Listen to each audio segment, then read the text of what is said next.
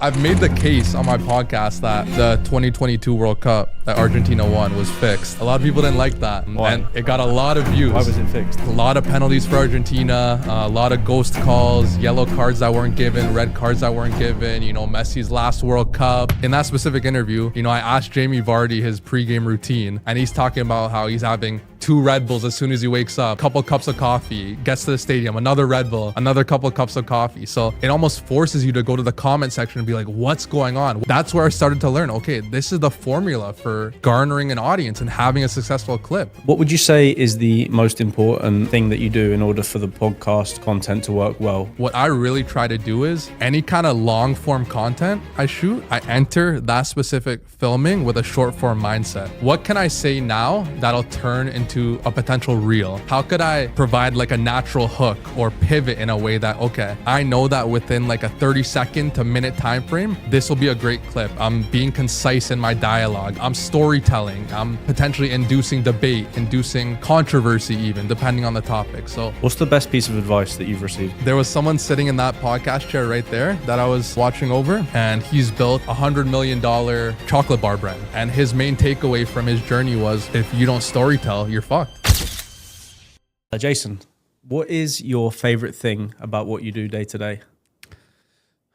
I would say my favorite thing about what I do day to day is the ability to be able to connect with such a large audience, to be able to make an impact socially, be able to honestly just put my voice out there, put my opinion out there, and just have people react to it, have healthy conversation, really spark dialogue. I think that the ability to be able to do that is pretty awesome. Yeah.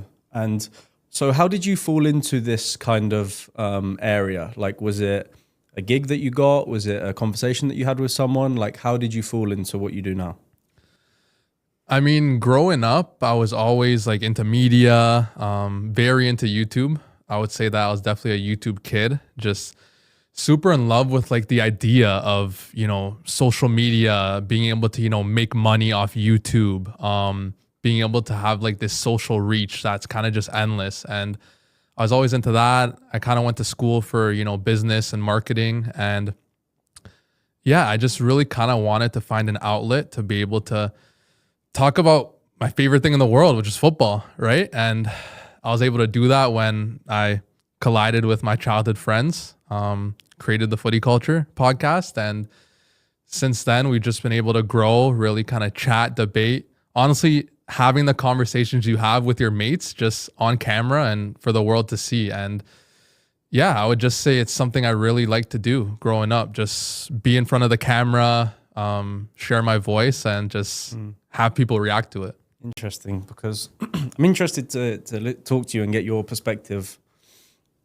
from what you're doing, because there's a lot of like, this podcast is a lot of the time focused around like players, coaches, agents, scouts. Obviously you're in a kind of a different aspect. And I think a lot of the questions that I get from a lot of players also is, hey Sam, I obviously want to be a footballer, but at the end of the day, I know at some point I'm going to have to get a job, and I know I'm going to have to work, and maybe it's not going to work out as a pro.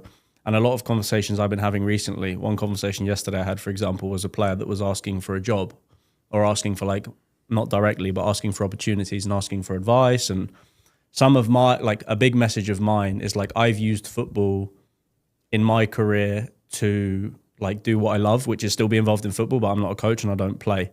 Probably similar to you in terms of you love football, you can't coach or you can't play.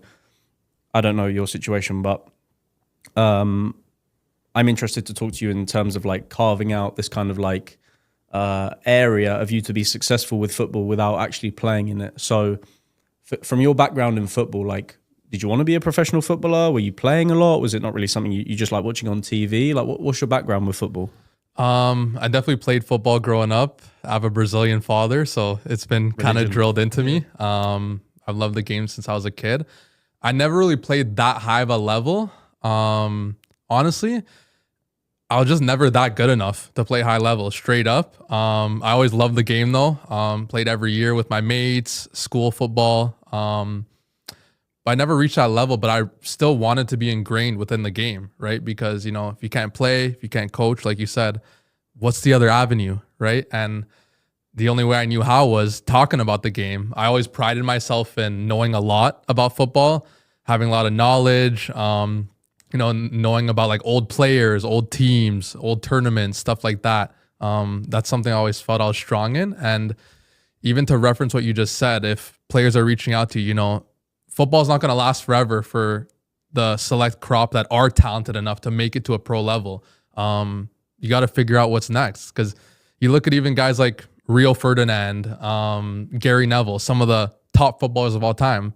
They're in media now. They have their own podcasts, their own shows, the highest heights reached on their end, and they're still in the space because there's more to life after football, and they feel like they have more to give too, right? Mm-hmm. So I felt like I had a lot to give to the game, and I feel like I still do. And this is my outlet, just with a microphone. So when people talk about media, I feel like media is quite a general stereotype in football. Like, oh, I work in media. Oh, you just have an Instagram account and you post things. How would you define kind of like media in football?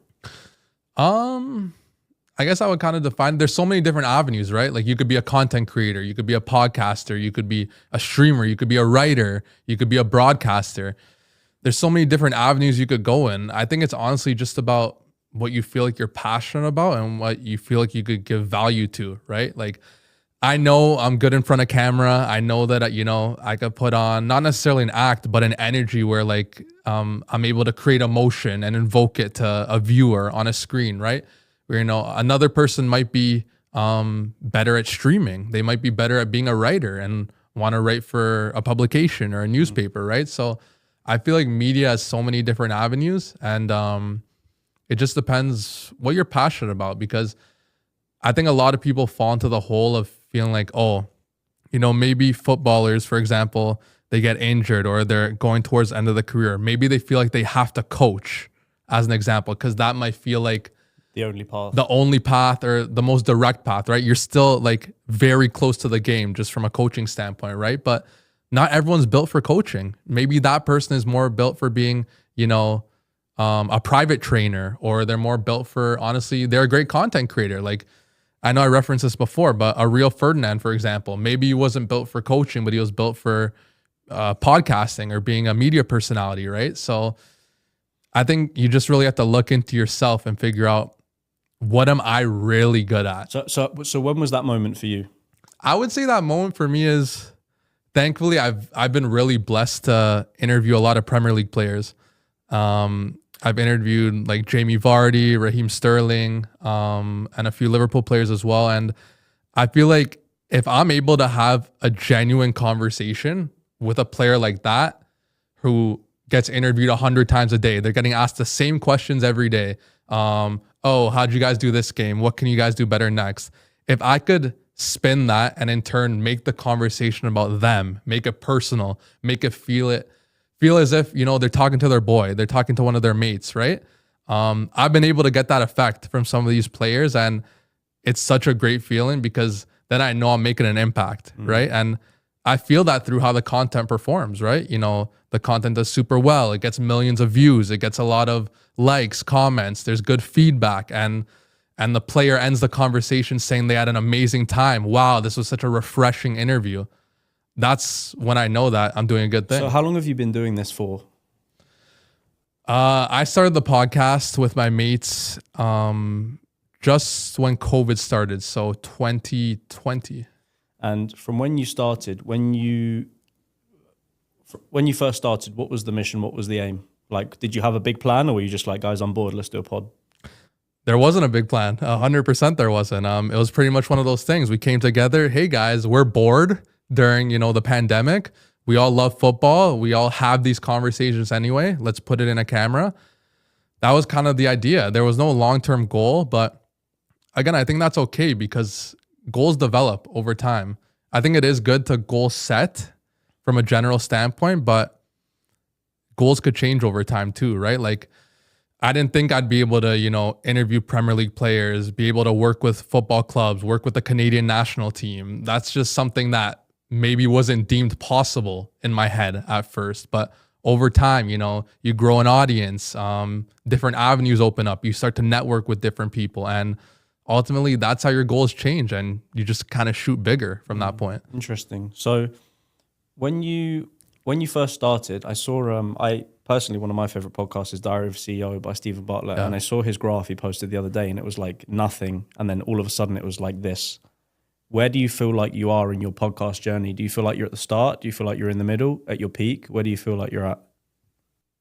I still feel like we're just starting, honestly, because with the media space, the landscape, there's so much room to grow. The creator industry is so large in terms of what you can do in the space. So I honestly feel like we're just starting and we haven't cracked the surface because, you know, the opportunities are endless. Brands are starting to realize, okay, there's a market in Canada where, you know, the World Cup's coming. You know, there's creators in Canada. You know, we could attach our brands to this creators where, you know, football's about to boom. It's about to take off. So I would say heading into 2026, which is quite soon, we're just getting started, but things could definitely change very soon. What would you say is your title? Like, how would you describe, if someone said, Jason, what do you do? What's your title? What's your role?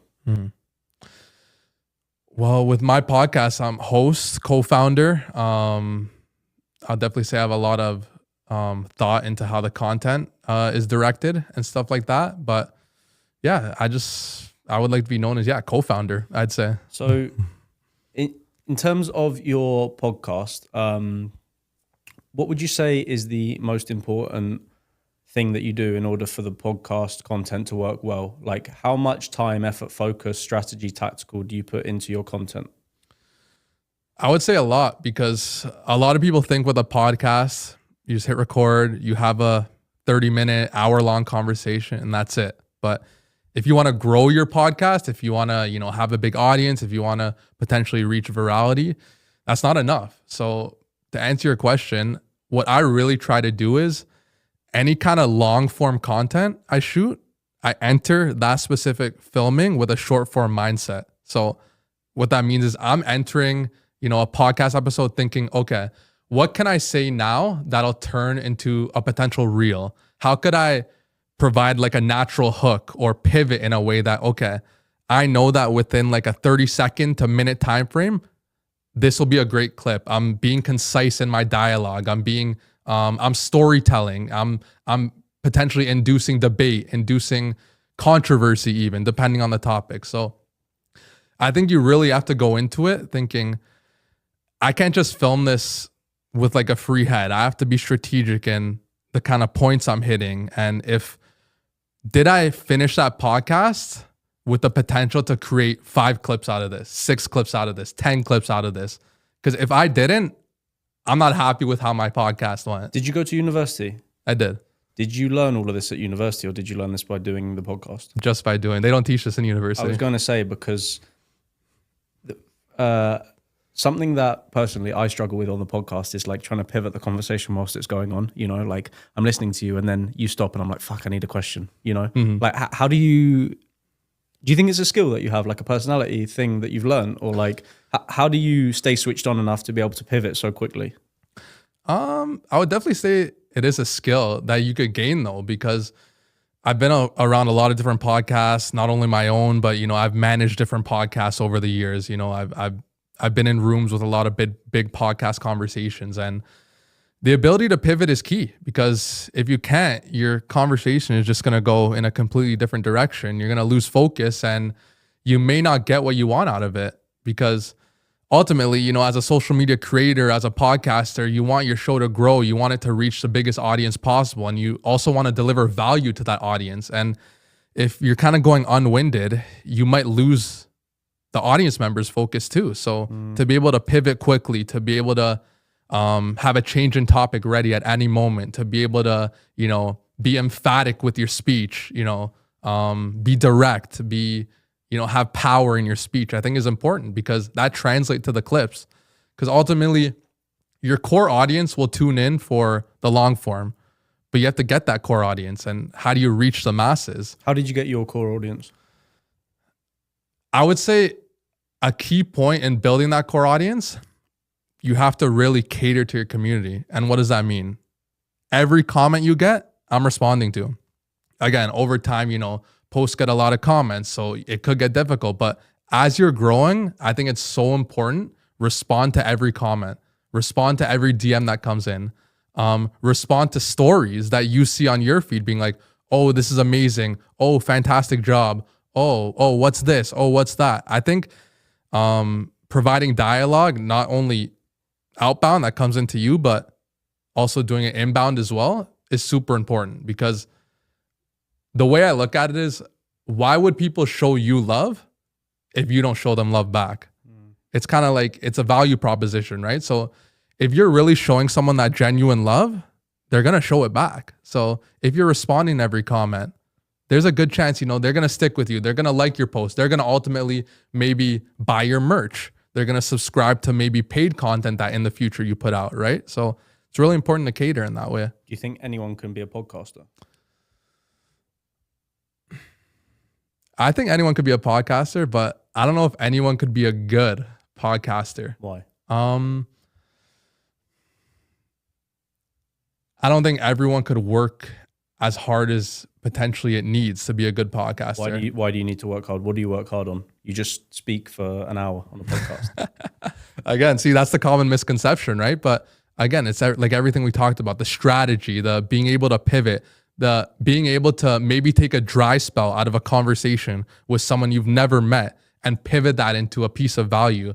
Because not everyone's easy to talk to, especially if your podcast is built on guests. It's not going to be a 10 out of 10 conversation every time. You're not going to be able to get value out of each person that you might necessarily want. And that's a skill that you build over time, how to talk to people, how to pivot in different ways, how to get a reaction out of someone, how to get emotion out of someone, how to invoke emotion.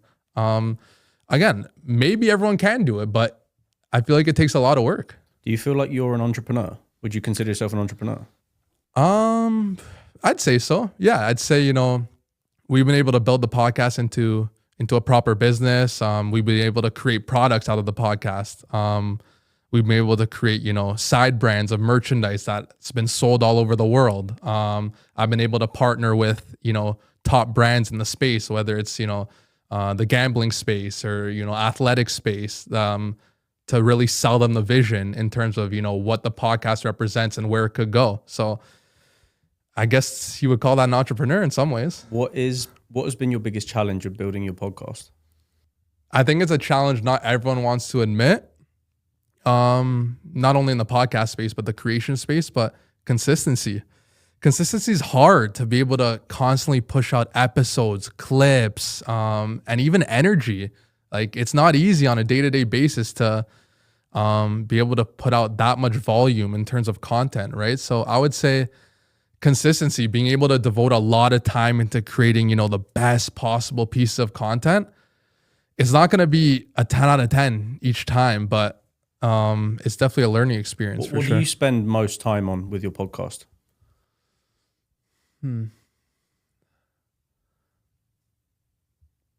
I would say looking for sources of growth. So what I mean by that is, reaching out to potential other creators to collaborate, reaching out to potential sponsors, seeing how we could optimize the YouTube better, what the new Instagram algorithm is portraying, like how our clips have to be differently pivoted to go viral. Maybe we have to be on X. Maybe, there's a Snapchat play here. Just, I guess, adhering to market conditions definitely takes up a lot of brain power, and just seeing, what could we do better? Yeah, it's interesting because I think a big piece, like, the more I speak to you now, the more I realize like what we're not doing for the podcast, and I'm like, fuck, I need to switch on here. But like, I think a big piece, for example, like, we only pretty much focus all of our content for Instagram. Like, we have an app that posts on Twitter, TikTok, and YouTube, and we don't really think too much about those. You kind of just post it and see what happens. But I think one of the biggest things, like, when I'm thinking about podcasts and the guests and what to say and how to speak, is like attention to detail. And I think that people don't really understand how important attention to detail is, not just in this, but just in general, but specific to our conversation in the podcast, attention to detail. How important do you think is attention to detail, and have you got good attention to detail? I would say it's definitely important, attention to detail from an editing standpoint. You want to be sharp, you want to be punchy, you want to be able to, portray the message you're trying to show in the quickest way possible. Because, it's 2025. People have, brain rot. Their attention spans are so quick. You got to be able to reach them within a couple seconds, right? And I think the key piece of that is you have to be able to storytell at a high level, no matter what. Whether it's podcast content, whether it's, skits, whether it's long form video, the ability to storytell is the biggest key to your content performing. And if you don't, you won't be able to build your brand, because people need a story to resonate with. People need something to attach themselves to. People want to see a rise, a fall even. People love controversy. People love, when your opinion is getting bashed, like the ability to storytell, I think, is super key, and it's the best way to grow your brand. What's the best piece of advice that you've received? What I just said. There was someone sitting in that podcast chair right there that I was watching over, and he's built a $100 million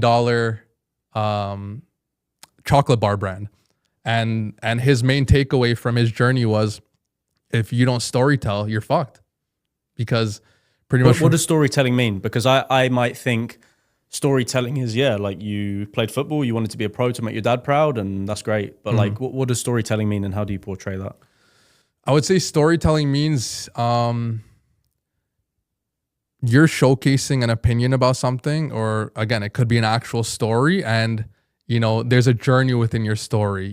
There's a climax. There's an ultimate opinion to be grabbed from it. It's content and dialogue that's portrayed in a way that it induces comments. It invokes emotion within the person that's watching. It invokes emotion within the person that's delivering it. Right. So I think captivating is key. The ability to be captivating, because people are going to be drawn to that. And especially if you're starting a podcast or starting a brand in general, document everything. Document, when you have when you're using an iPhone to film, when you're using a bad mic, or your headphones are kind of old, whatever. People want to see that growth, because people are just drawn to it. As humans, we're drawn to stories being told. We're drawn to the journey. We're drawn to emotions. So I think being able to invoke that within people is what really makes content perform. I want to start becoming a content creator, and I don't know where to start. What do you tell me? Just start. We started our podcast. What does just start mean? What do I do? We started our podcast with just iPhones, $40 mics from Amazon, and just put ourselves on camera. I think the longer you wait for, the perfect time, you're going to be waiting forever. There's no perfect time to start. You got to get going with any kind of resource you have, because, creators have made millions, monetary wise, garnered millions of views from just an iPhone, just, dancing, recording themselves, selfie. So you don't need top tier equipment, personnel, advice to just get started. I think just put yourself out there and learn the lessons along the way. Did you ever have the fear about what your friends would think about you? 100%. And I think I still do. Yeah. Because I think that's a natural human emotion. But I think a key way to kind of avenge that, you have to get out of your comfort zone. You have to step out of that bubble of where, your childhood friends are, your community. You have to go to a different environment where maybe, people are praising you for what you're doing. I know we had this conversation earlier before the podcast started. If you leave your comfort zone, it's going to open up your whole world. You're going to see, creators that are thriving, an environment that's so new to you that, you don't feel the pressures of what's going on from your friends and family back home. You're just putting yourself into the deep end, and you either sink or swim. When have you felt most uncomfortable? I would definitely say new experiences for the first time. For example, I had the opportunity to go to New York to interview a couple Liverpool legends, Lucas Leiva and Martin Skirtle. And, that was a live in-person interview. It was at, the headquarters of a big TV network.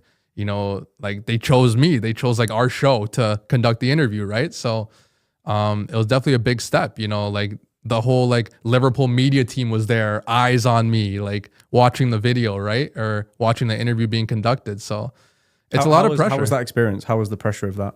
Incredible, because I feel like I thrive off pressure. Yeah. Again, it's It's a difficult thing, like when it's getting into your head leading up, but once you're in the moment, I feel like the pressure just goes away because you're just in a free flow state and you're ultimately doing what you like. If I was put in that position where it was something I'm not comfortable with, like let's say I had to interview hockey players about hockey, or I had to like teach a seminar about, I don't know, like plumbing, like that's not my comfort zone, but I'm in my comfort zone. I'm just interviewing a couple football players about the game. What's there to be nervous about, kind of thing. What's been the kind of breakthrough moment for you with the podcast? Was it that Liverpool interview, or when you're speaking to Jamie Vardy, are you like, fuck, like this is I'm good here, like this is what I'm. Do you like? Of course, you have to be when have you felt the most confident? Or was there a moment where you were like, okay, this is my position, I know what I'm doing now?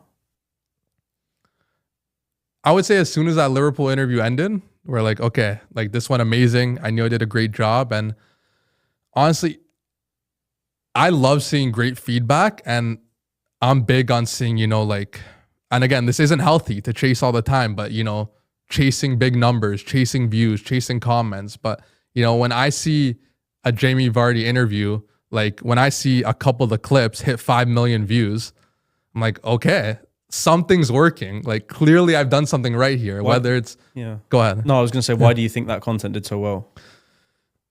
Again, it goes back to, the pillars, it was comment inducing. It was shareable content. Like there was a high storytelling element. So in that specific interview, I asked Jamie Vardy his pregame routine, and he's talking about how he's having 2 Red Bulls as soon as he wakes up, a couple cups of coffee, gets to the stadium, another Red Bull, another couple of cups of coffee. So, there's an outlandish element about it. It almost forces you to go to the comment section and be like, what's going on? What are other people saying about this? I got to share this to my mates right now. And that's where I started to learn, okay, this is the formula for, garnering an audience and having a successful clip. Like it's shareable content. Like I'm giving people a reason to comment, and it's entertaining. So you are co-founder of your podcast. Who are the other co-founders? The co-founders are 4 of my childhood friends and my brother. So there's 6 of you? Yeah, there's 6 of us. So because a lot of people have the advice like don't start a business with your friends. How has been starting a business with your friends? Again, not always easy. There's going to be ups and downs. I think it's the same thing if you were to start a business with your family. There can be difficult moments where it's like you don't want to hurt people's feelings. You don't want to, rub someone the wrong way. You kind of try to tread water a little carefully, but I think you have to kind of have a conversation. I would definitely say early on where you're like, okay, there's friendship conversations, and then, we're putting our business hats on. We're putting our entrepreneurial hats on. How can we do this or do that to grow ourselves and go in this direction? I think tough conversations are important to have, especially if you're having a business with friends. But I wouldn't say it's easy, but in the end, when you're thriving with, people you love, people you grew up with, it's an amazing feeling. And when you are working with so you've got a team of 6. Is everyone on the camera, or some people are doing the filming, editing? Everyone's on camera. 6. Yeah. Wow. How do you like split time amongst 6 guests? We actually all live on the same street. Yeah. And in terms of like we have kind of a conversation like this, like people on the couch in separate chairs, and it's very like friendly, casual conversation, as if you're with your mates. But we structure it in a way where it flows very nicely. We're diving through topics, and yeah. Is there anything you would have changed about the way you started your podcast, or any big lessons that you've learned that you wish you started with? I would definitely have wanted to go a little harder, like on the personal brand side of things, like, really promoting the podcast out there, collaborating on clips. Like for your own. Yeah. Like for myself, like, cause again, like you said, your friends might be judging you, or you're not sure how people will receive your content. It's a very scary thing to do, right? Especially when you're just getting started. And yeah, I would say, it's important to put yourself out there, let people know, I have this podcast, this is my show, this is what I do, I'm trying to grow this. Because if you're not proud of your work, why would someone else be, right? So how do you, this is an interesting question that I've not really thought about recently. It just came to my mind because I've been speaking to a lot of coaches recently, and they said that they got released from like a Premier League academy when they were 18. And it sucks because like you were the kid at school who played for Southampton. You were the kid at school who played for Chelsea. That was your identity. And I was thinking about that when he told me, like, is my identity like the podcast? Is my identity like the agency? Like all this content I'm pushing is like for the agency, for the podcast. Like, let's say that I left the agency tomorrow. Like, who is my brand? Like, who do I represent? Do I represent myself, or do I represent like the agency? Which I'm totally fine with, because the agency is like all that I really care about at the moment, outside of family and friends and stuff. But how do you what am I trying to ask here? How do you like separate your own personal story from having your podcast become your full identity? I think it's just who you surround yourself with. Like, you try to stay grounded and separate yourself from, the personal brand, the show, the creator, and, be with your loved ones, be with your significant other, be with your friends. And because while they'll really humble you, I think they'll keep you on the ground, your girlfriend, boyfriend, whoever it is, your friends, your family, they'll keep you kind of grounded, which I think is important. But at the same time, I think it's important to really grow that personal brand. Because like you said, you're the kid in high school who was the kid in the Chelsea Academy. I grew up with a lot of guys like that, Toronto FC Academy guys, Canada Youth National Team guys, top of the top. You're the man in high school, right? But what happens when that's done? Like, that's why it's so important, I think, for these players to, find other avenues, even while they're still playing the game. Like, I see a lot of guys, like, for example, Rafael Leao, AC Milan, he's a streamer too. And a lot of people might throw hate at that. Like, why aren't you focusing on football? Go to practice, go to training kind of thing. But he's finding another lane. He's doing something he loves. He's great at it. And, he could get injured tomorrow. What next? What else can I offer to the world? Have you ever had like a negative DM or some negative comments, and you've been like, oof, I'm not sure, like, I should continue with this, or that really kind of hurt me, or that person's right and I'm not sure I'm doing the right thing?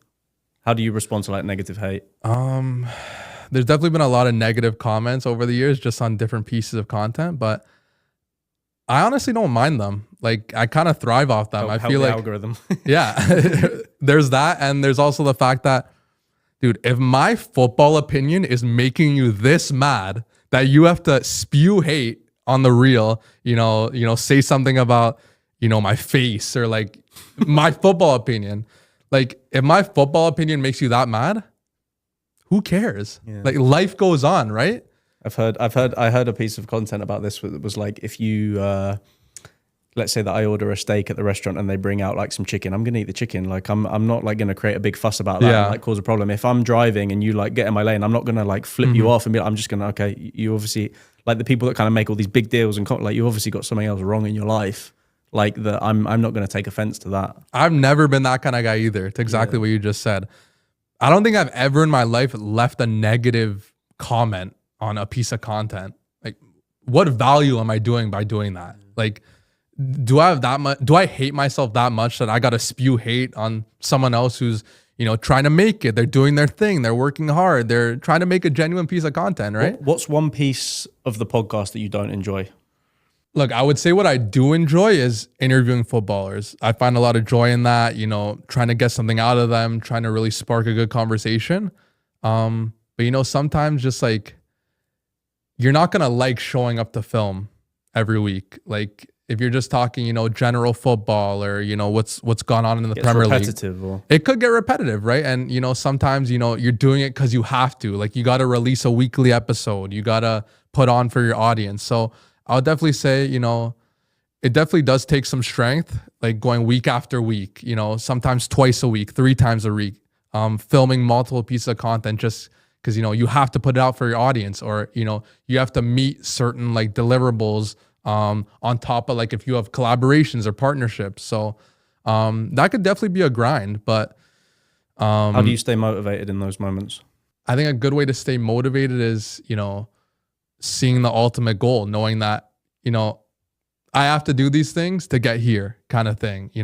If I'm consistent, if I'm putting in the hours, if I'm putting the content out, I'm going to reap the benefits. And, all it takes is that one piece of content for, one person to see that could change your life. And sometimes you might not even know what piece of content that was. It could be a reel you didn't think was going to do good, that maybe even got like a couple hundred views, a couple thousand views. But it could have been that reel that maybe was saw by, a PR person from a big like sportswear brand, or from like someone in a top league in Europe that like they run media for a certain club. You never know who's looking at your content. I want to talk about this too, because what I've recently realized is like, I think we just hit like 20,000 followers. Congrats. Thank you. Appreciate it. It's been a long time coming, but we finally got there. But yeah, it's like these, because obviously you have gradual followers, right? Like you have the followers come in, and then you do one amazing piece of content, 1,000 followers, 2,000 followers, like this, right? And what I realized was that like, as we started to grow and over this period of time, more people reach out asking for things, like with the social media, like even like we're an agency. So coaches will be like, hey, have you got any players? Or there'll be like a brand that's like, hey, can we do like a brand deal or a partnership? Or another agency would be like, hey, I like what you're doing with your players. Do you want to do something in this country with us? So like, there's like a momentum and a snowball effect. And another part that I wanted to talk to you about was like the power of networking. Like I'm sure that with your podcast, you have a lot of networking opportunities that are really important for you. Like because the main goal of the main goal of our podcast is to educate, is to hear things from people that the audience respect and can learn from. I'm not trying to sell anything. I'm not trying to promote anything. I'm just trying to educate players and give them the answers to questions that I had when I was 17, 18, 19. So and with that, once you kind of build this audience maybe and this following, then there come a lot of other opportunities. What are some opportunities that have come your way that you didn't really expect? A lot, dude. Networking is everything. I always kind of run by the notion that you don't want to be the smartest person in any room you're in. And a lot of times the people in those rooms that you maybe throw yourselves into will put you in positions that you wouldn't be in if you didn't get yourself in that room, right? So I think I found a lot of success just, getting out of my environment, going to, a place like New York, a place like Miami, and networking, being alongside other people in the industry, other creators, because creators want to work with other creators. Business people want to be around other business people because ultimately like you both benefit. So I think it's important to surround yourself with people that are like-minded and, with people that you want to be in situations and environments that they're in. So. It's interesting. I know we talked about this a little bit off camera. I was saying like, I started making some like personal videos because we got to, I was in the spring I live in Miami, and I had some more free time in the spring when we kind of stopped all our recruiting, and it was kind of like not a slow season. It's never slow, but it wasn't busy season. And I was in Miami, and I'm like seeing all these things pop up on my feed, and then like meeting people in coffee shops and just from playing football that are like building content, making things, getting introduced to people through content. And I was like, you know what, like, okay, I'll make a few videos and I'll see where this goes. And I think Miami specifically is probably one of the creator capitals of the world. And being there, it's easy to make content because people are supportive of it. Like I'll go to football with my friends. Hey, Sam, I saw that video. That was cool, man. I love that. Like it, share it, comment. And I go home to England and I don't feel the same vibe or the same energy from people in England. People, from my perspective, the culture is a little bit more judgmental. And even like my friends that I grew up with are like bantering me, and they're my friends. So like it's banter and I get it and it's fine. But still they're like bantering me. Oh, why did you say this? Or like, what was that about? Blah, blah, blah. And I was just going to ask your perspective. Like you obviously travel a lot. You've been to Miami, to New York, probably to a bunch of other places. How do you feel like your environment is, as a content creator, how important is your environment? Environment's everything. If you're not around people, places that are thriving, it's going to be very tough for you to thrive. And like you mentioned with your experience in London, there's a bit of an ego, a bit of a like subtle hatred. I feel the same way in Toronto. It's quite ego driven. There's a lot of, not genuine support, but, like you said, you go to Miami, so many creators wanting to work with each other. It's a creator friendly environment. It's a growth environment, right? Like, dude, you pull out a tripod on the street here, people are looking at you like, what are you doing? Like, it's a weird vibe, but it's almost as if like as soon as you leave Toronto and people see, wait, you're in Miami doing that? You're in New York, you're doing that. That's when You're big time now. Whoa, like yeah. like what's going on? Like it's weird. Like you have to leave where you're from to feel love and feel that kind of success. It's a crazy kind of notion, but I definitely feel the same way that you do have to step out of your environment, not only to feel that love that maybe you're yearning for, but you got to put yourself in different environments. You got to see, you know, how do people act here? You know, how does business flow here? What's dialogue like in this city? What's been, and I ask you this question because for me, when I meet people like yourself, when I have these types of conversations, when I meet someone who owns an agency or who owns a club or a professional manager, I buzz off those conversations. I love meeting people and networking. And I think I always knew networking was important, but I didn't know how to network. And what I've recently understood is that, same for like players, in order to network, you need to have a value. You need to have like something, whether it's your own company, whether it's you're a professional footballer, whether it's you've got these things on your resume, whether it's you know this person, like you need to have some sort of value that I can go, hey, Jason. And you're like, oh shit, Sam's this person, like he's done this, like that's cool. So I'm going to give him some respect. If you have no idea who I am, yeah, what's up, man? Like, you good? Like, and networking, like this power of networking. And I think to have these types of conversations with these people and get into these rooms, like you need to have done something inspiring and important and meaningful and have a story. I think having a story is really important. What type of conversations do you buzz off? What type of things are you like, I'm great, so grateful I had that conversation. I love being in that environment. I love being around conversations of growth, you know, growing socially, like social circles, being like, you know, I'm thriving in this area. How did you get to that point? You know, I'm teaming up with this brand, this creator, you know, how did you get to that point? I love being around value, where just I could learn how to do different things, you know, and even if it's different fields, like, you know, like the medical field, or like if I'm around like, you know, like e-com entrepreneurs, like I feel like you could take bits and pieces from anyone and kind of take that into what you're doing, you know, like how do you network in that fashion? You know, how do you run a website? How do you, you know, create social? Like what social works for you? What kind of social content works for that person? Because I feel like not everything's linear. You know, things are going to work differently for different people. So I think, yeah, being able to network, again, I think being able to network with just about anybody is obviously a dream and it's something you could strive for. But even just putting yourself in the room with a teensy bit of value, I think could go a long way. And even if it's just soaking in that information, you know, what could I take from this conversation that I could bring to a future conversation? How do you stay humble?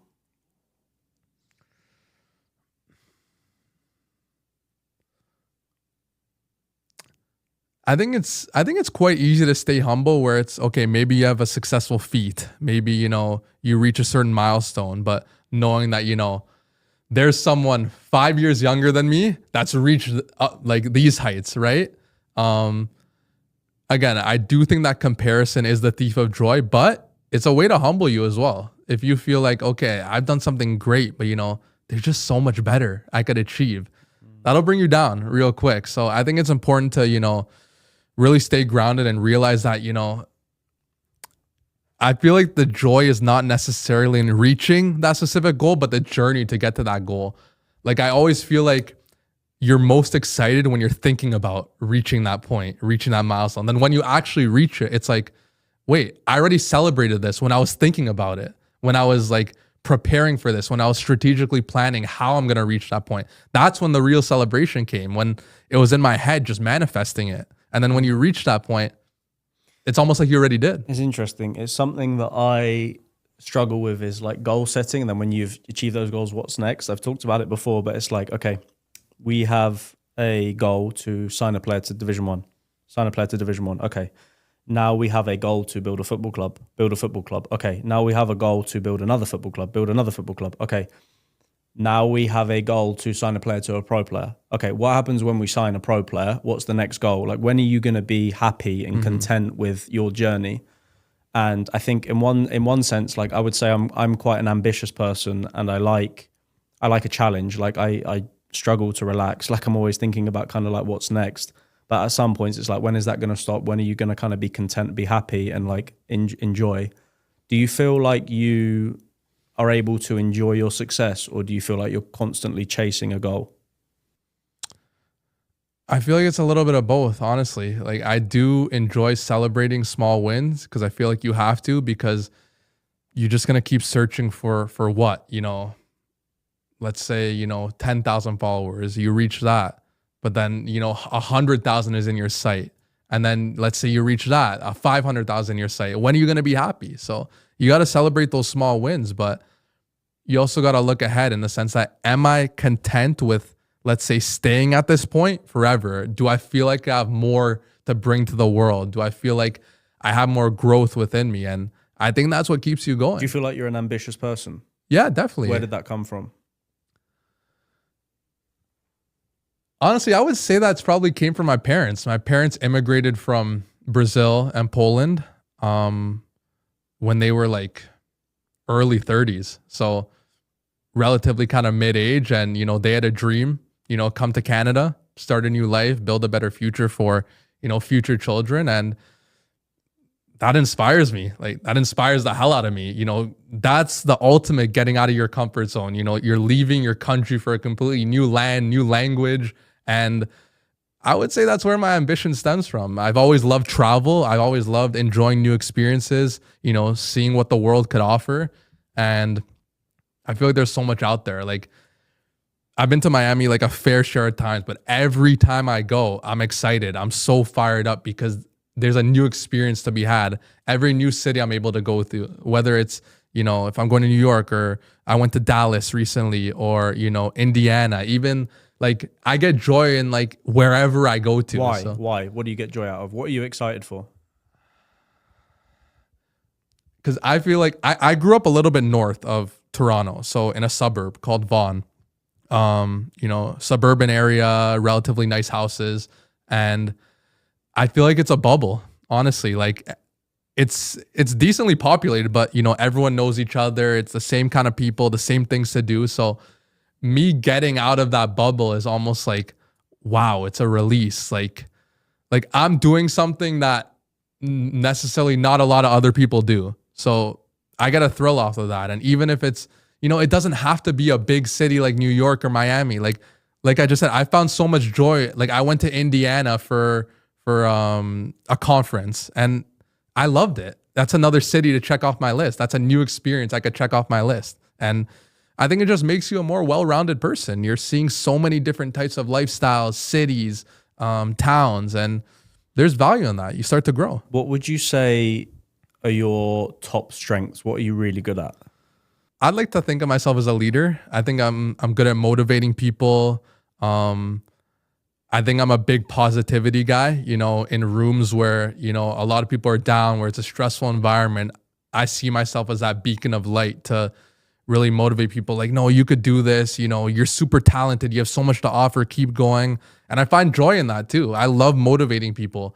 I love being that sense of positivity that a lot of people don't have. A lot of people, not everyone could go day after day with a huge smile on their face, but I feel like every day that goes on that I don't have a smile on my face, I'm doing something wrong and I'm not being my true self. So yeah, I think being positive, I think there's great leadership values in me. And I think I have good strategic direction in terms of, what needs to be done to have a successful piece of content, what people want to see, what drives conversation, what drives emotion. And I feel like I have a knack for that. And it's been going well so far. What are you most excited about over the next 3 to 5 years?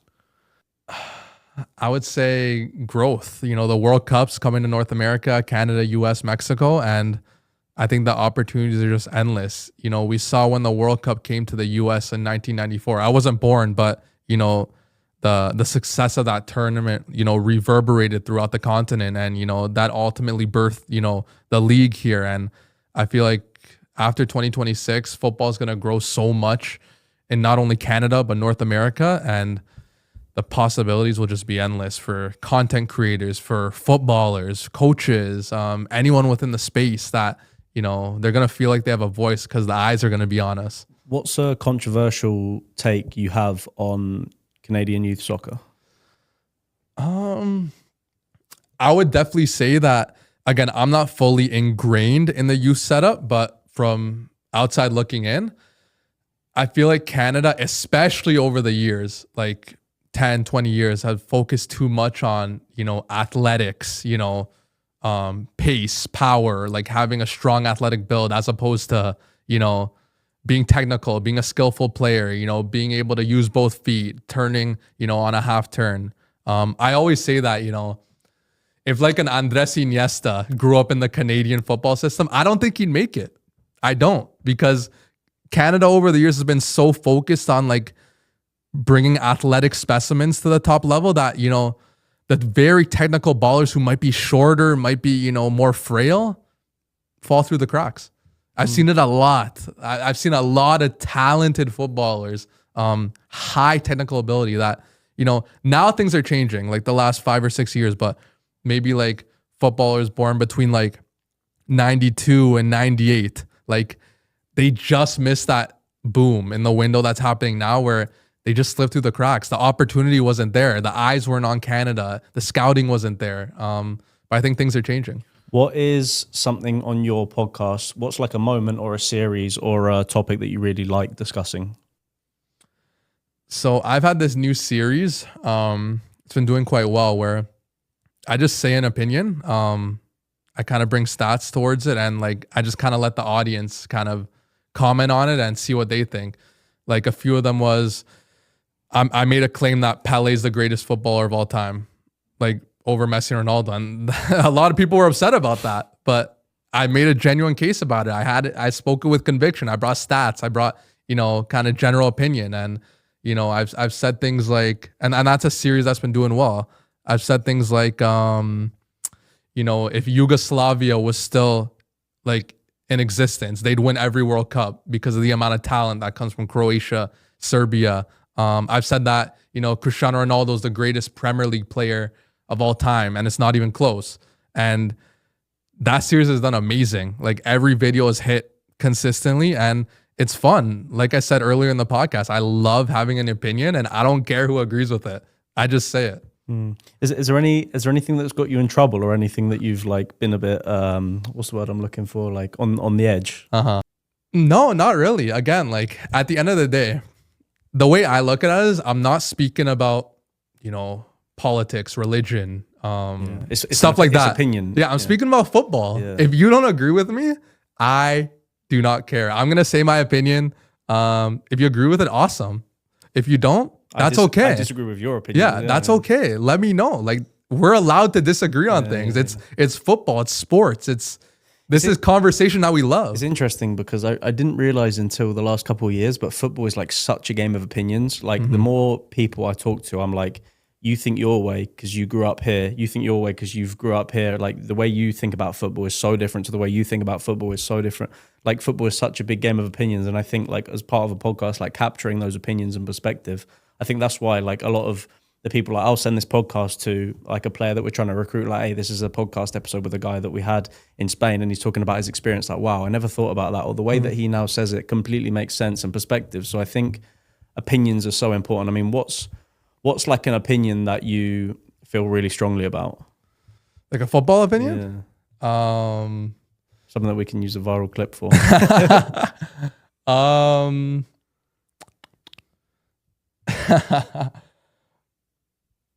I've made the case on my podcast that the 2022 World Cup that Argentina won was fixed. A lot of people didn't like that. And it got a lot of views. Why was it fixed? A lot of penalties for Argentina, a lot of ghost calls, yellow cards that weren't given, red cards that weren't given, Messi's last World Cup, the FIFA president Gianni Infantino before the tournament saying, it would be a shame if Argentina, and Messi doesn't win the World Cup. So a lot of different factors that, I'll make the case. I can make a case for anything, honestly. Like I'll debate anything. I'll make a case like that. But I think just off that kind of opinion in general, I think debate's healthy. Society thrives off of debate, off of differing opinions. It's how we've built modern societies. You have people that agree or disagree, and that's just conversation, but it's fun. I love it. Jason, just to finish off, I feel like this conversation has been really good because a lot of the things that you've talked about, your motivating factors, your successes, your failures, are completely the same in perspective as a lot of like footballers talking about like what's gone wrong with them. And it's the thing that has brought you through is like hard work, consistency, motivation, and like your ability to be successful as a person. And I think football teaches us a lot of these things. So for someone that's listening to this, that's thinking, wow, like I really enjoyed that podcast, and that was really interesting for Jason. What would you say that most of the people listening to this will be about 16 to 20 years old footballers trying to get to the next level? Not related to football, but what is your kind of best piece of advice for a young male trying to get better in life? Something you wish you would have known at 16, 17? I would definitely say that it could be cliche, but hard work will take you a long way. Putting in those hours and days that you don't want to do, skipping out on things to really fight towards your goal. What does hard work mean though? Because hard work means different things to different people. I would say to me, hard work is, putting in the hours that other people won't do, because there's always going to be someone working harder than you. Always. Just in any field, you could put in, 18 hours in a day. Someone's going to be putting in 19, so, but I think if you have that motivation, just, if my competitor, I can't let him work harder than me.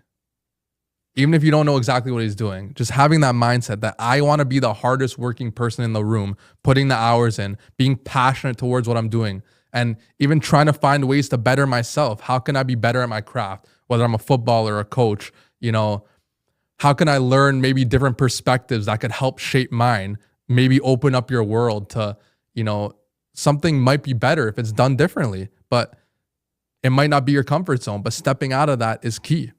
So yeah, and in like the perspective of football, I'd say that ball could take you all around the world, and it doesn't have to be by kicking it. It could be, that ball is the reason you're a coach. That ball is the reason, you're a broadcaster. That ball is the reason you're a content creator. That football has so much power to change your life. You just got to put the work in and be focused and find your lane. Oh man, couldn't agree more. I love that. Guys, Jason, first of all, thank you so much. If you're listening to this and you thought about something, we'll obviously tag Jason's Instagram. You heard it here first. He's trying to work on his personal brand and do more content. So we'll tag his Instagram. But if you learned something, or if something resonated with you, if you're like, wow, that really makes sense to me, please chuck him a message. But that was top, Jason. Thank you so much. Absolute pleasure, Sam. Thank you so much for having me. Incredible podcast. Thank you. Cheers.